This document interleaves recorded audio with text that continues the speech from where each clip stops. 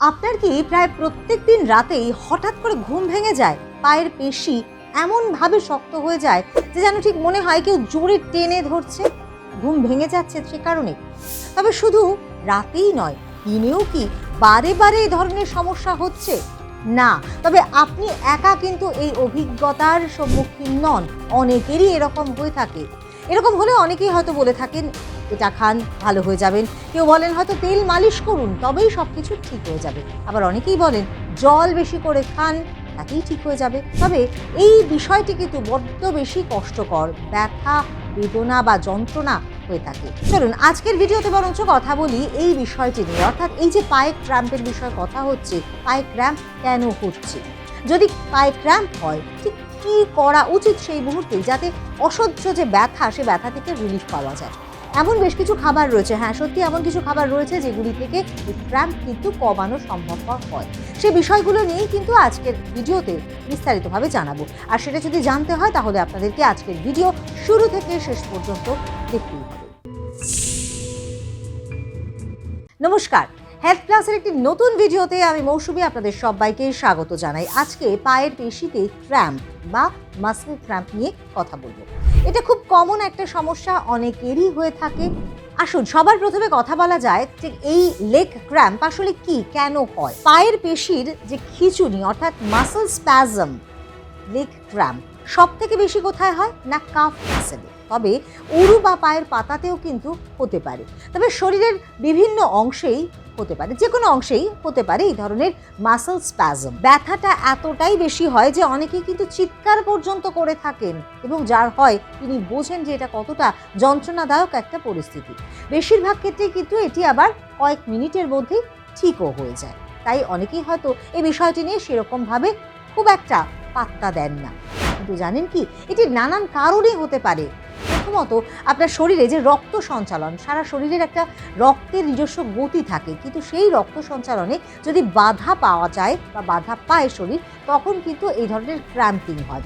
যদি পায়ের ক্ষেত্রে হয় তাহলে কিন্তু পায়ের পেশির মধ্যে এই ধরনের সংকোচন হয় এবং তার ফলে সমস্যা দেখা যায়, ভীষণভাবে ব্যথা দেখা যায়। সায়াটিকা নার্ভে যদি চাপ পড়ে তাহলেও কিন্তু এই ধরনের ব্যথা, যন্ত্রণা এবং ক্র্যাম্প হতে পারে। শুধুমাত্র ক্যালসিয়াম নয়, ক্যালসিয়াম, ম্যাগনেসিয়াম ইত্যাদির অভাবের কারণেও কিন্তু ক্র্যাম্প হয়। শরীরে জল যদি কমে যায় তাহলে কিন্তু এই ধরনের ক্র্যাম্প হতে পারে। এবং দীর্ঘক্ষণ ধরুন দাঁড়িয়ে দাঁড়িয়ে আপনি কাজ করছেন, দীর্ঘক্ষণ দাঁড়িয়ে থাকা যাদের কাজ, যারা হয়তো রেগুলারই এভাবেই কাজ করেন, তাদের ক্ষেত্রে এই ধরনের সমস্যা হতে পারে। কিছু কিছু ওষুধ রয়েছে যেগুলির পার্শ্ব প্রতিক্রিয়ার কারণেও কিন্তু এই ধরনের ক্র্যাম্পিং হয়। বেশিরভাগ ক্ষেত্রে কিন্তু গর্ভাবস্থায় বা প্রেগনেন্সি পিরিয়ডেও কিন্তু অনেক সময় ধরনের ক্র্যাম্পিংয়ের সমস্যা হয়, বা কিছু কিছু স্বাস্থ্য সমস্যার ক্ষেত্রে, মানে অন্য ধরনের কোনো হয়তো শারীরিক অসুস্থতা রয়েছে, তাহলেও কিন্তু এই ধরনের ক্র্যাম্পিং হতে পারে।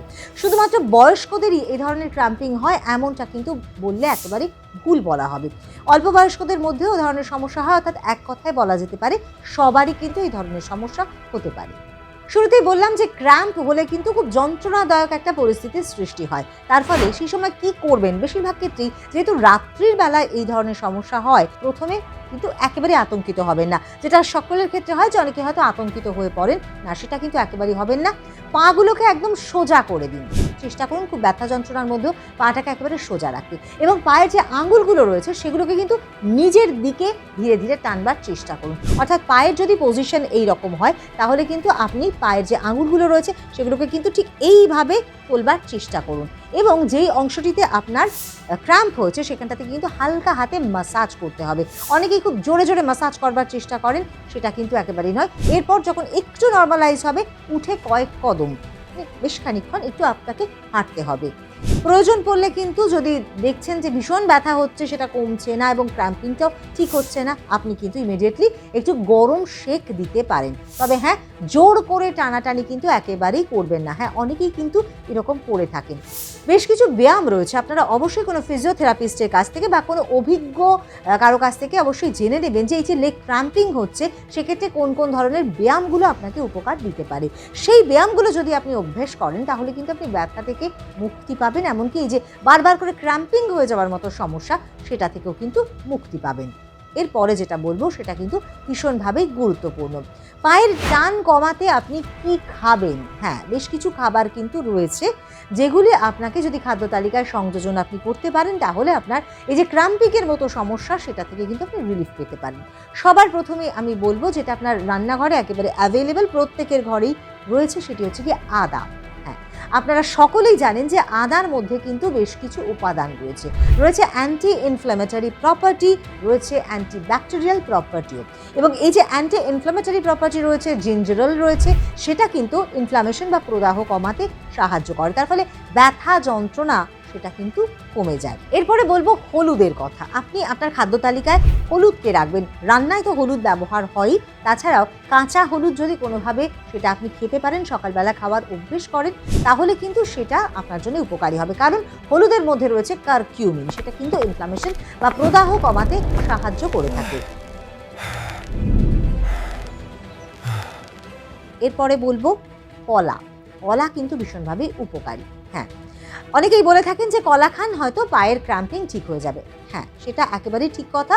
কলা কিন্তু আপনার পায়ের ক্র্যাম্পিংয়ের সমস্যা সমাধান করতে পারে, তবে কলাই কিন্তু একমাত্র জিনিস নয় যেটি আপনার এই পায়ের ক্র্যাম্পিংয়ের সমস্যা থেকে আপনাকে মুক্তি দিতে পারে। কলা কিন্তু আপনার জন্য হেল্পফুল হতে পারে, বা এই যে ধরুন ক্র্যাম্পিংয়ের সমস্যা সেক্ষেত্রে উপকারী হতে পারে, তবে একমাত্র কিন্তু কলার উপরেই ভরসা করাটা উচিত নয়।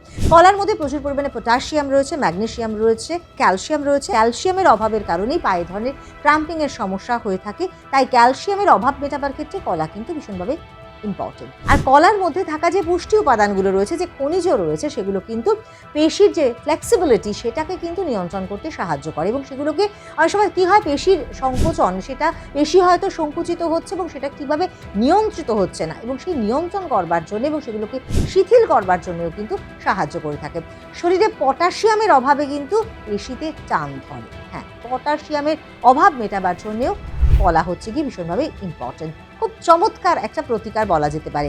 এটি কিন্তু অনেক সময় কি হয়, ইলেকট্রোলাইটসের ব্যালেন্সকেও কিন্তু বজায় রাখে। এরপর আরও একটি জিনিসের কথা কিন্তু আমি আপনাদেরকে জানাবো, যেটি শুধুমাত্র পায়ের ক্র্যাম্পিংয়ের প্রতিরোধ করবার জন্যে নয়, অনেক শারীরিক সমস্যার সমাধান করে থাকে। ডাবের জল। ডাবের জল কিন্তু প্রাকৃতিক ইলেকট্রোলাইটসে পরিপূর্ণ। প্রাকৃতিক ইলেকট্রোলাইট পানীয় হিসেবেই তাকে কিন্তু বিবেচনা করা হয়ে থাকে। এর মধ্যে কি রয়েছে?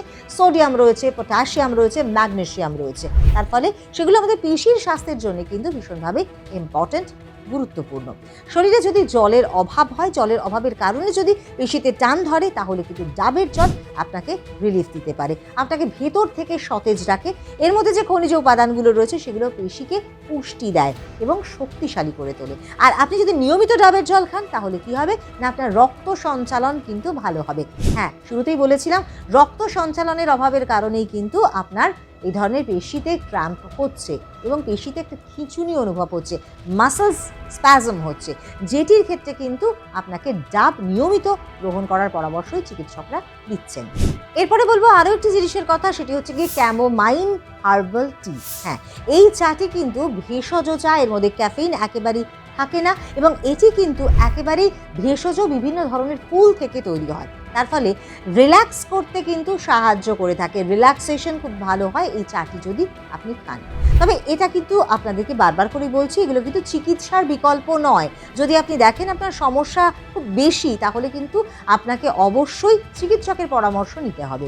এরপর আরও একটা ভাইটাল জিনিসে আসি, সেটি হচ্ছে গিয়ে ম্যাগনেসিয়াম সমৃদ্ধ খাবার দাবার। আপনি অবশ্যই খাদ্য তালিকায় রাখুন বাদাম, পামকিন সিডস অর্থাৎ কুমড়োর বীজ, শাকসবজি রাখুন, ডাল রাখুন। এগুলো যদি নিয়মিত আপনি খান তাহলে কিন্তু ভীষণভাবেই ভালো।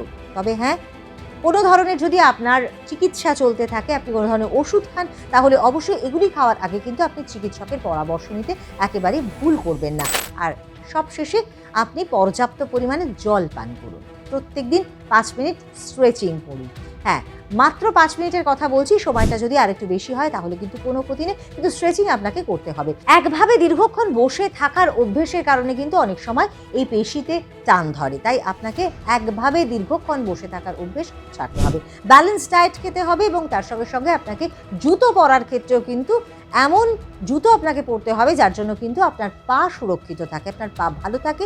কারণ আপনি যদি এই ধরনের মাসল স্প্যাজমের শিকার হয়ে থাকেন তাহলে জুতোটা কিন্তু ভীষণভাবে ভাইটাল। কিন্তু এই সমস্ত কিছুর পরেও যদি আপনি দেখেন যে আপনার পায়ে বারবার করে খিঁচুনি হচ্ছে, তাহলে কিন্তু আপনাকে চিকিৎসকের কাছে যেতে হবে। আর কোন কোন ক্ষেত্রে চিকিৎসকের কাছে আপনাকে যেতে হবে, কোন কোন লক্ষণগুলো, সেই বিষয়ে এবারে আপনাদেরকে জানাবো।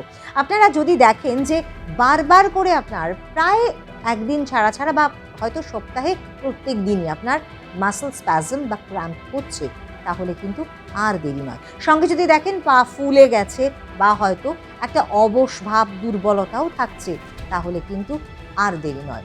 যদি দীর্ঘ সময় ধরে ব্যথা থাকে, তাহলেও আপনাকে সতর্ক হতে হবে।